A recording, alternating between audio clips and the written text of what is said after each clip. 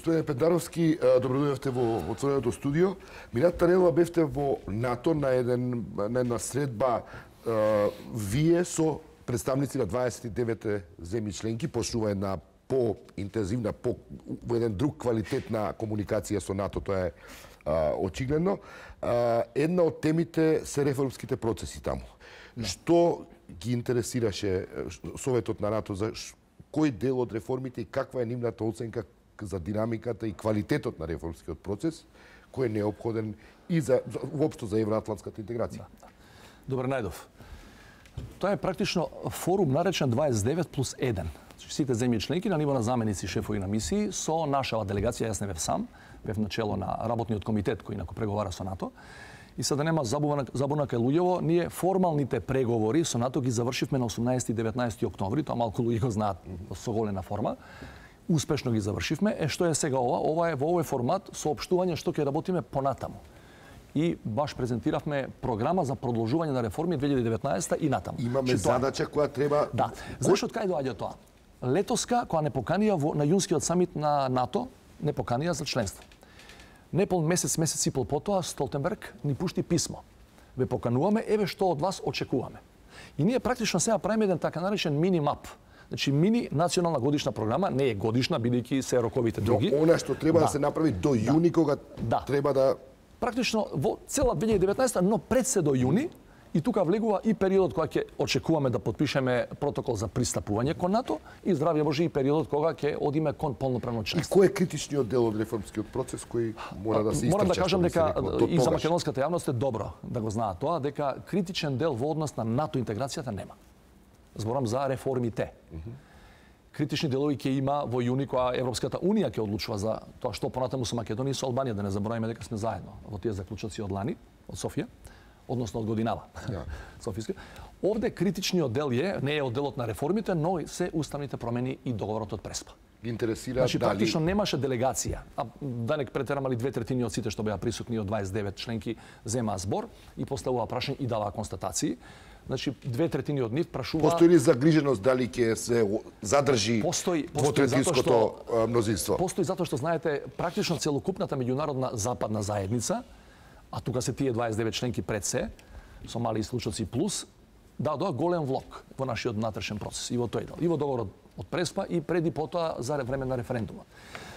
Значи, прашање кое беше незаобиколно е, која е нашата проценка, дали тие 2/3 за уставни промени ќе се задржат до последната фаза, некаде во јануари, кога треба да се гласа за усвојување на амандмани. Предпоставувам тоа е во контекст на процесот на помирување, амнестија или како и да е, и веројатно е тема дали ќе се одрази врз принципите на владењето на правото. Баш така, значи гласањето само по себе за нив не беше толку битно, меѓутоа не беше само гласањето битно.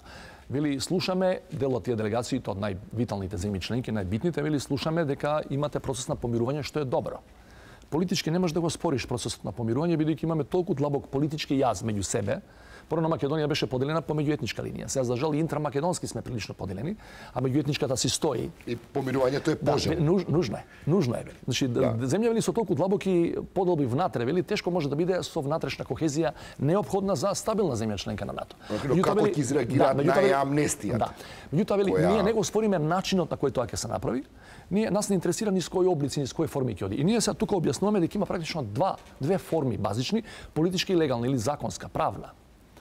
И спомнуваме дека е можно деновиве да се излезе со решение во таа правна смисла. Она што го нарекуваме закон за амнестија, каква ќе биде, ќе видиме тоа. Која е формулата за балансот меѓу политичката потреба и... Нивното прашање на сите, прашањето беше ве молиме. Значи, нужно е да направите и политичко, ќе зборуваме за политичкото, предпоставувам, тоа е како опозицијата ќе влезе во овие политички процеси кои мора да бидат кохезивни, бидејќи се премногу крупни и стратешки, за да ги тераме само ние што сме во владата сега и во мнозинството парламентарно. Меѓутоа, вели, вие морате да направите и легално помирување, како го нарекуваме, или правно, но тоа да не го оспори владењето на правото. Вели, витален принцип е rule of law. Мораш тоа да го сочуваш, значи да направиш нешто, али да не го подкопаш владењето на правото. Што значи амнестијата се отфрла како можност? Не, значи не се отвора, меѓутоа ние не бевме таму да дадеме конечен одговор, бидејќи го немаме. Одговорот е во рамки на парламентот Работи изјава комисијата. вчера, да. Да. Работи, денови ќе излезе и дури потоа можеме да коментираме. Да, Али внимавајте, да. правите што ќе правите, али внимавајте, ова не сме да го наруши владењето на правото. Тоа е тема на отвореното студио во 22 часот, кога гости се Павле, пратеникот од СДС и еден од пратениците на од 8 мината, но за тоа во 20. Ќе ти замери Трајанов, не од СДС. Да, од Демократски сој. Да. Тоа е, но за тоа во 22 часот. Дали беше тема Груевски и неговото бегство? Прво да ви кажам на Како индиција за да. состојбите во како функционираат институции? Морам да ви кажам, одејќи таму, пробавме да антиципираме какви прашања ќе ни поставуваат. И са нашата мисија беше прилично активна во таа насока, во Брисел, во НАТО. И тука и таму од некои делегации имаше обид пред да дојдеме ние на средбата да се загатне и тоа прашање. Меѓутоа, на нивните и они имаат подготвителни состаноци. На нивните подготвителни состаноци за пред да дојдеме ние кај нив заклучиле дека тоа прашање не е за НАТО. Не е за НАТО. Тие тоа го третираат како билатерално прашање. Вистина меѓу земја членка на НАТО и земја која е кандидат и наскоро ќе биде членка, меѓутоа билатерално меѓу Унгарија и Македонија. Тоа што поминувал низ територијата на неколку земји членки на НАТО, според нивното тврдење е легално. Значи тука немало прекршување на правилата. Немало потерница. Да, значи тие велат генерално, не на самата средба, претходно велат, нема да го поставуваме тоа прашање. Меѓутоа вели сметаме дека е билатерално прво и второ дека е повеќе во сферата на правото. Прашање како влегува на територија на Унгарија, бидејќи Албанија и Црна Гора е лична карта. Да, но отворено останува прашањето. Немаше прашање кај нас. И се враќам се на мојот прв одговор и твоето прво прашање. Че ние сме практично во некаков, да бидеме отворени и искрени со целата јавност, некаков меден месец со НАТО. Премногу е голем влогот, после референдумот, после договорот со Преспа, кој е уникатен договор. Тако не сме виделе ни во регионот, ни пошироко со децении за жал. И на општо изненадување беше постигнат во јуни и тие не би сакале влезот во НАТО да го нарушат со тоа. Моја проценка е дека за јуни, кога очекуваме датум и така натаму во однос на Европската унија за преговори, мислам дека тоа прашање ќе добива на тежина како што ќе одминуваат месеците. Тоа прашање. Унгарецот имаше било каква Интересно е, унгарецот имаше било какво прашање или било каква реакција на било која од темите? Имаше прашања во делот на некои војно-технички реформи, меѓутоа имаше и констатација и првата беше ние потполно 100% поддржуваме Македонија да стане членка на НАТО. Тоа го слушавме вчера и шефот на унгарската дипломатија. Една од за НАТО како безбедносна структура претпоставувам дека многу се важни реформите во разузнавачкиот дел, во овие безбедностиве структури. Дали сме таму, што би се рекло, окей во исполнувањето на тие обврски, бидејќи нашето разузнавање треба да при приемот на Македонија во НАТО треба да биде дел од таа разузнавачка поширока мрежа на Алијансата. Целокупната, знаеме сите, се вратиме 2015, целокупната последна македонска политичка криза почна со проблемите во тој сектор. Да. Зашто на 20 и тој сектор е постојано. Тој сектор им е многу битен на луѓето во НАТО, бидејќи били утре кога ќе станете членка, вие влегувате во тој систем, во таа заедница и ги делите сите информации. Ако продолжи вака, може да не продупавате кога ќе ви текне. Сега во тој дел, во тој дел, тие се прилично ригорозни во тој дел, особено во делот на класифицираните информации. Значи тука мора да има неколку обрачи на заштита или нивоа на заштита и тука се безмилосни и треба да бидат. Меѓутоа ние имаме што да кажеме во тој дел. Колку год да изгледа тоа може да чудно за македонската јавност, меѓутоа ние прво направивме голем чекор како држава со тоа што ја одвоивме ОТА од МЛР. И што е битно, може тука да го поврземе и со едно друго прашање околу вклученоста на опозицијата. Директорот на ОТА се бираше со 2/3 во парламентот. Значи и со гласовите на опозицијата. Така е. Што е битно. И е малку чудно за едно овакво прашање при ваква длабока политичка поделба во Македонија да имате за волку битно ново место што се систематизира, да имате 2/3 мнозинство. А да не е устав. УБК треба да се одвои од МВР. Сега ова сакам да кажам. Јас ги објаснував следните фази. Тоа е прва фаза. И објаснував следните фази да не ве замарам и вас и публиката со премногу детали, меѓутоа следната фаза е веќе одредена и во временска смисла. Двоењето на УБК треба да се случи во наредните неколку месеци. Јас ги спомнував таму и роковите за драфтот на договорот и за конечното гласање. Но до јуни треба да се случи. Многу пред јуни. Збориме на нормативно ниво и сега треба да внимаваме, ние ќе се обидеме, владата ќе се обиде тоа да го заврши на легалистичко на нормативно ниво во парламент пред да практично парламентот престане да работи заради изборите. Председателски. Да, тоа е непишано правило, нели? И тоа веројатно од распишувањето на изборите понатаму ќе се случува веројатно во првите 10 дена на февруари. Значи намерата на владата во моментов е до тој момент да помине законот за двојањето на УБК надвор од МВР. Тоа што е убава динамика. Да. И има тука некакви пречки кои можат да ја загрозат таа динамика која е сега предвидена? Сега не. Од оваа перспектива гледана? Сега не. Значи, постои тело кое година и повеќе се бави со реформите во тој сектор, разузнавачко безбедносен, и можам да ви кажам дека сите луѓе кои се внатре, тука се главно професионалци, има и политичари кои го менажираат тој процес, начело со премиерот, но и професионалци. Опозицијата ќе остане вклучена во тоа? И опозицијата, да, апсолутно. Да. Апсолутно, и тука нема никој приговор. Зборуваме сега за принципиелни прашања како ќе ги решиме. Значи, и утре ти кога ќе бидеш на власт, што можеш да спориш? Зашто би спорел? УБК во многу држави е баш така поставена. Не е под МВР и под министерот за внатрешни, туку е независна. И да се постигне консензус меѓу партиите, тоа така да остане. Да, она што мене познато до овој момент, ниту во опозицијата не го спорат овој концепт на ниво на концепт. Додека бевте од Брисел, таму слушнавме на ваша изјава околу овие хибридни закани, лажните вести, таа закана мешањето на Русија преку овој систем на лажни вести. Во која смисла тоа беше тема на овој состанок? Тоа беше тема, да не именувам држави, меѓутоа е една од трите најголеми во НАТО членки, постави прашање што мислите, буквално формулацијата е што мислите за малигните надворешни влијанија, и тоа вели за екстрарегионални, оние што се држави кои се не се во регионот сместени. И едно интересно друго прашање врзано со првото вели кога беа најсилни тие, ако ги имавте, и дали очекувате повторно со сличен интензитет, некој да ви се меша во внатрешниот политички процес. Јас во име на делегацијата и во име на Македонија се разбира, реков дека ние за жал ги чувствуваме тие влијанија, без да именувам држави, бидејќи тоа не е дипломатски, тие знаат. И реков дека најголемите влијанија во тој дел беа пред и за време референдумската кампања. И сега бела моја или наша проценка е дека ако тоа се повтори, а има голема шанса да се повтори, нивото на влијание преку фейк њус посебно, или во тој дел на... Во кој период? Мислам дека ќе се повтори кога ќе престои во деновите пред финалното гласање за уставните амандмани. Тоа ми е логично. И јас му посочив беше на маса нормално последната членка на НАТО, на црногорскиот колега, реков слично очекувам ако биде да биде како што беше во Црна Гора. До моментот додека не стана и формално членки на НАТО, надворешни влијанија се обидуваат да ве изместат од патот. Понудија ли помош? Ова е интересно, да. Сега да бидеме искрени, тоа без детализирање, нормално бидејќи е сензитивна работата, понудија помош и пред референдумот, најсилните земји членки на алијансата, и ние веќе ја добиваме таа помош во некои делови од нашиот систем кои се баш за таа работа, зашто да бидеме на чисто и нема тука потреба од блефирање. Ние како држава со ресурсите и со знаењето во тој дел сме тенки.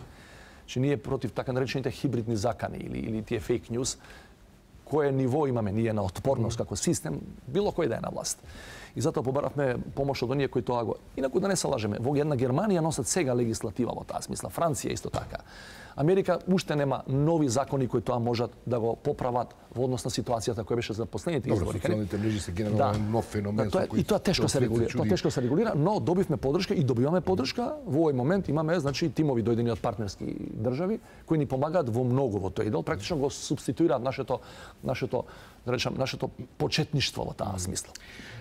Господин Педаровски, да искористам оваа прилика да ме прашам и за учествувавте на Косовско-македонскиот безбедносен форум, што е една нова некоја форма на...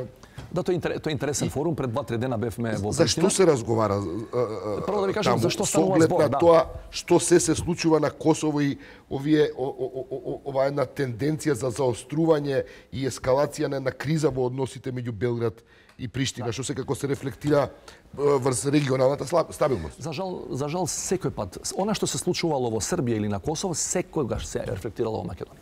Јас сум го кажувал тоа многу пати. Ние сме биле секој пат сакале или не сакале дел од тој безбедносен триаголник Србија, Косово, Македонија. И ние сме поради различни причини најслабата карика во тој триаголник. Значи што год горе да се случува во едниот од нашите два севери, тоа има импакт на Македонија. За жал до сега изминативе децении малку убави работи ни доаѓаат. Таму обично доаѓаат некакви генерирање на кризи. И прво да ви кажам околу форумот, за прв пат се случува Косовско-македонски безбедносен форум. Јас во моето обраќање на нивниот најпознат универзитет кој беше домаќин, им реков првата реченица е ова да го рекол некој пред неколку години, дека ќе има безбедносен форум меѓу Македонија и Косово, нема да верувам. Меѓутоа добро е што се случува. Беа вклучени неколку институции и владата од Косово. Се случи инаку по чија иницијатива? Јас мислам дека нашиот факултет за безбедност и нивната соодветна институција во Приштина, меѓутоа предпоставам со помош на некои влијателни земји членки на НАТО. Да, апсолутно, бидејќи тоа е потребно и за нас. И имаше представник и формален и официјален представник од владата на Косово, кој зборуваше на истиот панел со мене. Зборот ми е, добро е што се случува, иако ја на крајот, кога го завршив моето излагање, реков, ја би сакал, бидејќи цел живот зборуваме за безбедност и што би можело да дојде од кај вас или од кај нас. Мислам дека е добро, викам, у наредниве периоди, наредниве години, да почнеме да збориме за економија, за култура, за тој тип на размена, не само за безбедност. Меѓутоа, за жал, ситуацијата на Косово и околу Косово во нивната релација со Белград е лоша. Од она што го слушам од моите колеги што се од партнерските држави, тамо на краток рок, што значи следните 3 до 6 месеци може само да се очекува заострување.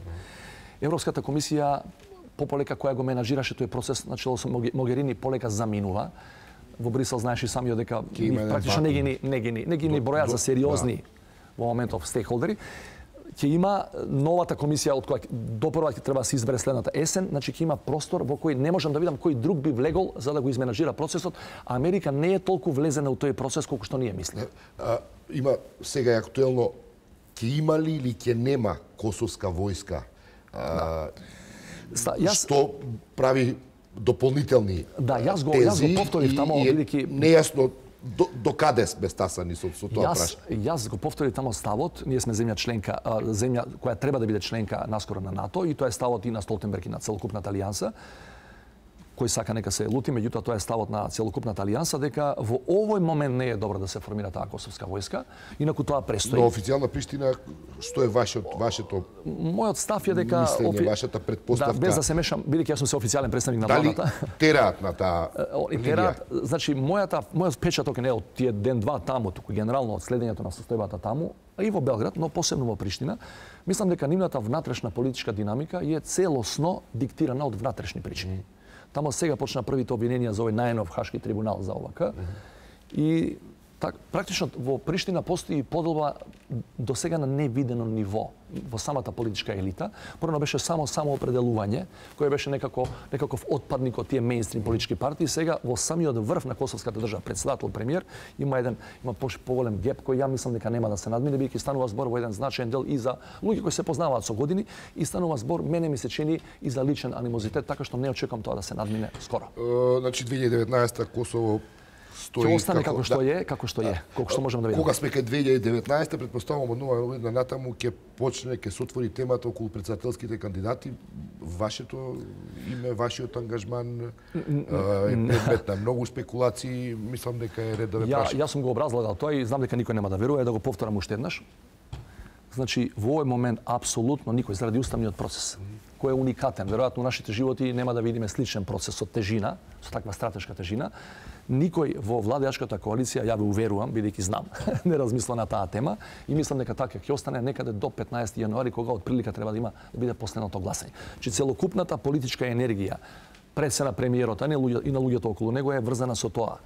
Финално гласање за амандманите и конечно Македонија да ја позиционираме групата на нормални држави. Да те вратам, ако имаш 2 минути време, на Косово побитно прашање косовската војска беше размената на луѓе и територии. Што и како опција? Тамо на маргините на тој форум некои луѓе ме прашуваа за таа опција, што ние мислиме како луѓе од Македонија. Ја бев и на говорница и приватно дециден, значи тоа е најголемата можна опасност за кохезијата и на Македонија и на Босна. Тоа би било, ние би биле прва колатерална штета ако такво нешто се случи. Да не зборуваме за Босна. Па и ние не сме, па имаме заедничка граница прилично голема.